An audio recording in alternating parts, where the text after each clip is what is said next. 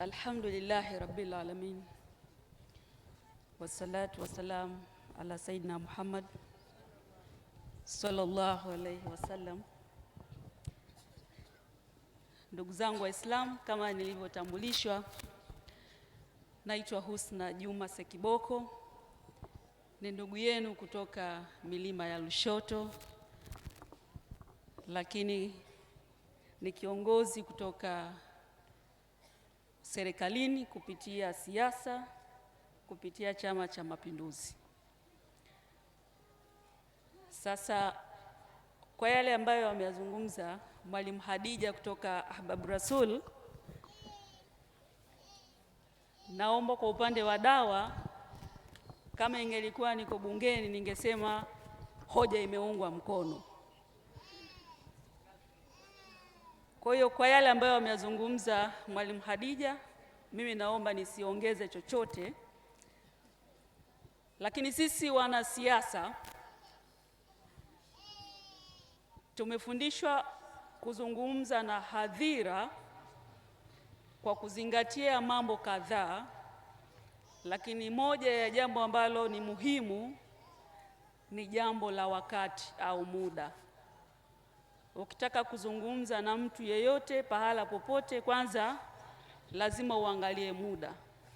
Na hapa leo nitaangalia muda katika muktadha wa namna mbili. Kwanza, muda umeshasonga, watu wanatamani kwenda kupumzika kwa ajili ya kuanza vyema ratiba ya kesho.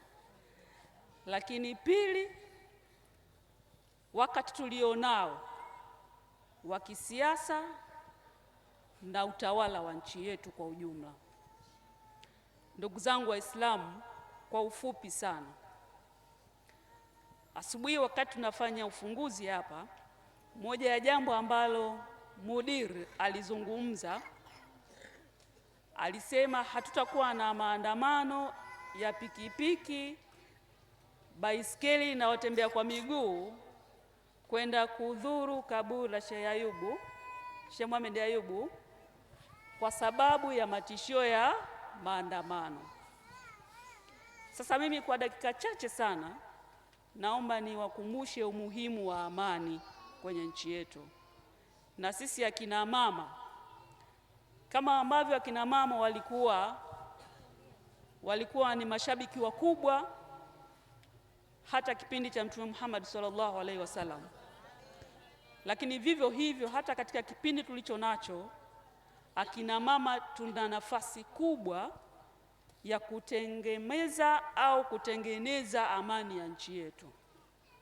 Tuna nafasi hiyo kwa sababu wanaotishia amani wanawatumia vijana wetu, aidha ambao tumewazaa kama watoto wetu, au wengine ni waume zetu, wengine ni ndugu zetu ambao tuna uwezo wa kuzungumza nao, tukawashauri, tukawaelewesha kwa nini wanapaswa kuilinda amani ya nchi yetu.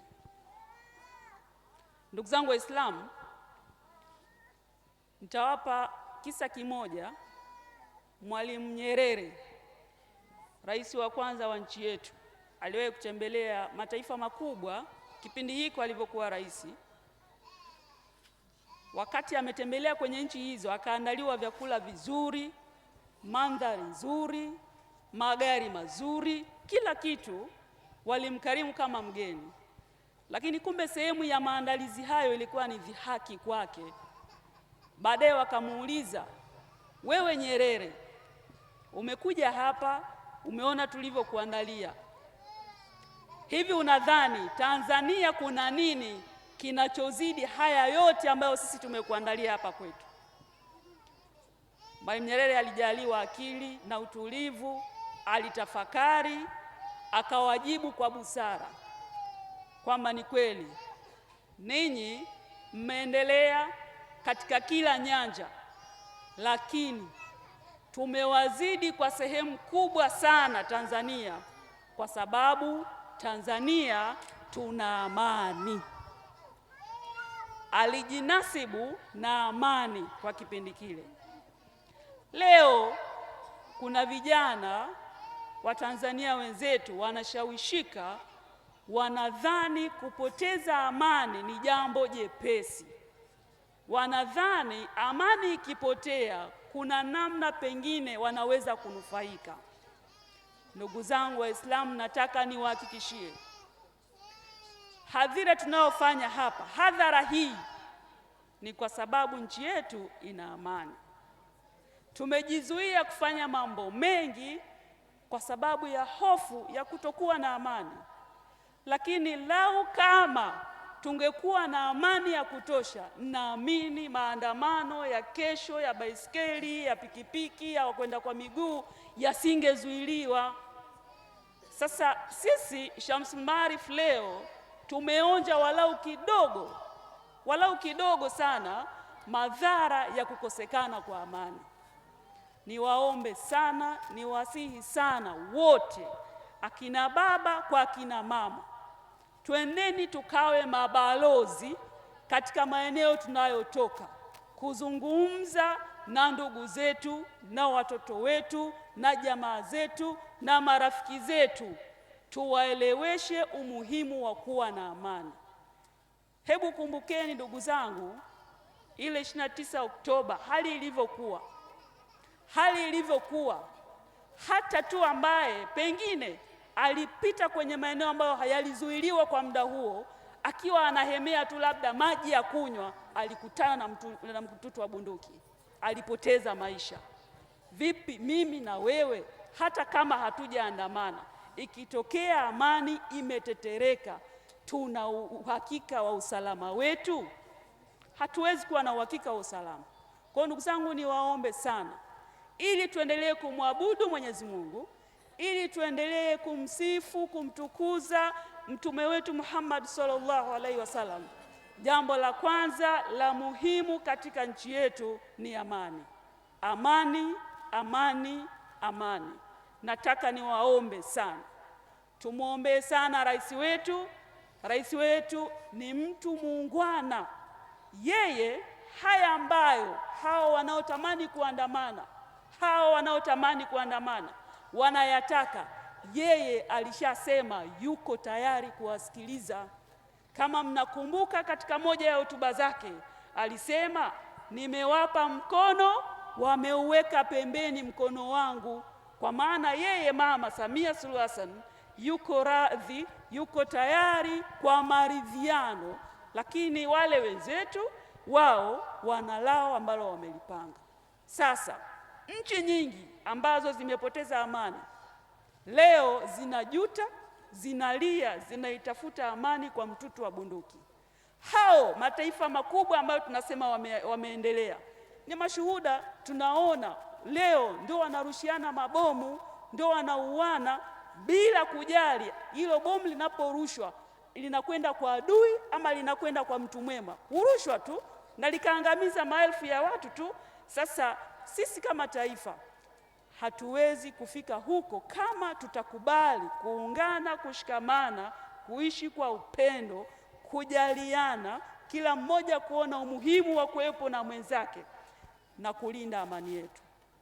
Niwaombe sana, tumuombee sana rais wetu Dr. Samia Suluhu Hassan, tuiombee sana serikali iliyoko madarakani, kwa sababu nchi yetu inaongozwa kwa mujibu wa katiba, inaongozwa kwa utawala wa kisheria.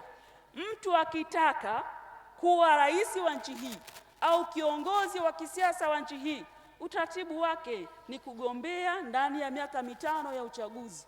Kabla uchaguzi haujafika, hakuna namna ya mtu kuwa kiongozi katika nchi hii, na kufanya hivyo ni uhaini wa wazi, ni kutaka kuitisha serikali isitekeleze wajibu wake. Serikali ambayo, ndugu zangu, sisi katika maeneo tunayotoka, mimi natoka Lushoto. Wakati nilivyokuwa mdogo, niko shule ya msingi, kwenye kata yangu hapakuwa na sekondari. Nilikwenda kusoma shule ya sekondari Mtwara.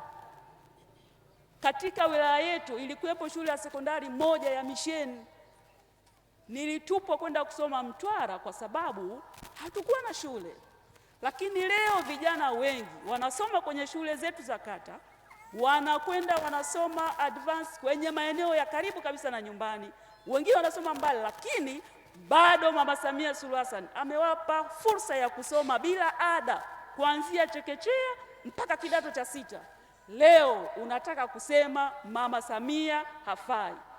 Sio tu wanadamu watakushangaa, ardhi na kila kilichoko juu ya ardhi kitakushangaa, kwa sababu mabadiliko yanayoonekana kwa macho ni makubwa kwenye sekta mbalimbali nchini. Kiangalia mabarabara, leo tumeshuhudia barabara yetu hii ya kuingia Shamsul Maarif kwenda kituo cha afya hapo ipo kwenye ujenzi. Ni shughuli za serikali zinaendelea. Leo tunashuhudia huduma za afya zinapelekwa kila sehemu, ni utekelezaji wa majukumu ya serikali unaendelea. Maeneo mengine, ndugu zangu, kipande cha mkate ni sawasawa na kununua kipande cha ardhi. Mazingira yao ya maisha, ugumu wa maisha ni mkali kuliko ilivyo Tanzania, lakini bado wameamua kuilinda amani yao. Niwaombe sana mama zangu, niwaombe sana ndugu zangu Waislamu na wote mnaonisikiliza, tuilinde amani, tuilinde amani ya Tanzania, tumlinde rais wetu Dr. Samia Suluhu Hassan na rais mwingine yeyote atakayekuja kwa mujibu wa katiba na sheria ya nchi yetu, kwa sababu kufanya hivyo ni kuilinda amani na kulilinda taifa letu.